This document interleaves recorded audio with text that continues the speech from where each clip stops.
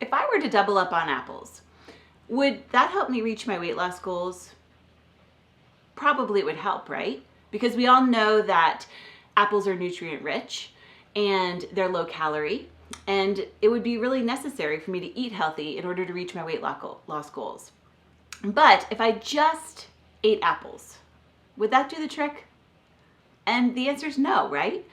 Apples aren't alone going to help me reach my big goals like losing 10 pounds or reclaiming health. Now it's a part or a piece, but I actually have a whole food pyramid to consider, right? There are a lot of different food groups that I need in order to get my body in losing weight zone and in order to reclaim my health. Apples alone are not going to cut it. This is what I was thinking about with our reading instruction. We oftentimes focus on one thing when we actually have a great rope showing us all of the pieces that are important to create strong, confident readers.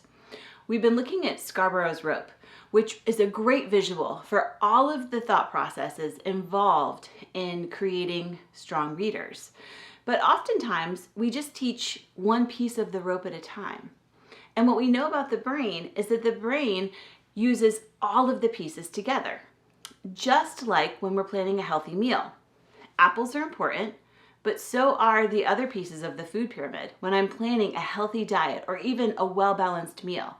And if I eat an apple, that's healthy, but it's not necessarily going to sustain me, is it?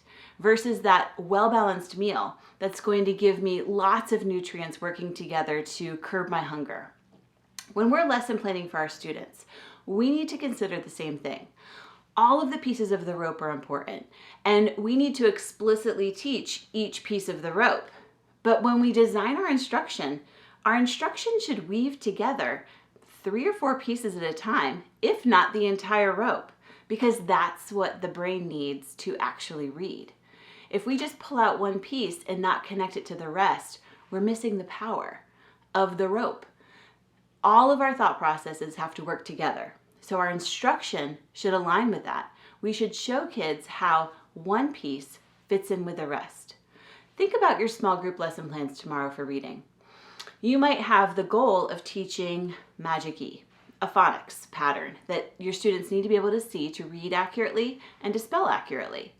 But when we're teaching that phonics piece, we're going to give them a more balanced diet and a better meal if we start with maybe phonemic awareness and we get that part of their brain listening for sounds and already thinking about what they know about sounds and letter connection.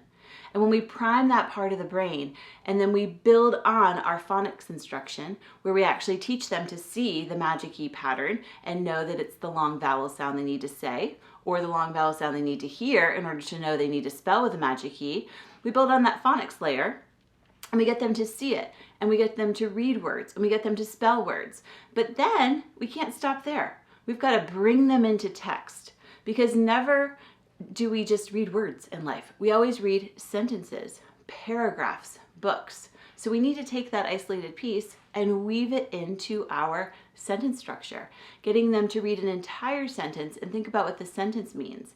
Think about what the paragraph means. Think about what the storage or passage means and how that phonics pattern enabled them to read accurately so that they can understand what they're reading. When we teach kids, we need to teach them in the way that they're going to use it in life. And we're not just teaching phonics so that kids can be excellent phonics students. We're teaching students to become confident readers because the goal of reading is to learn. We want to create lifelong learners, kids that feel that they can pick up anything and they can read it because they're curious to learn about volcanoes or because they want to be entertained and read a story. And they need to know all of these rules so that they can enjoy reading. So never should we just look at one piece of the rope and teach it in isolation. We should always look at how that one piece fits with the rest to create that beautiful, magical experience of reading, the gift of literacy that we want to give our students. I'm worried that sometimes we just use workbook pages because the workbook page has the rule and the words in isolation and connect it to a sentence, and it takes students through all of those processes.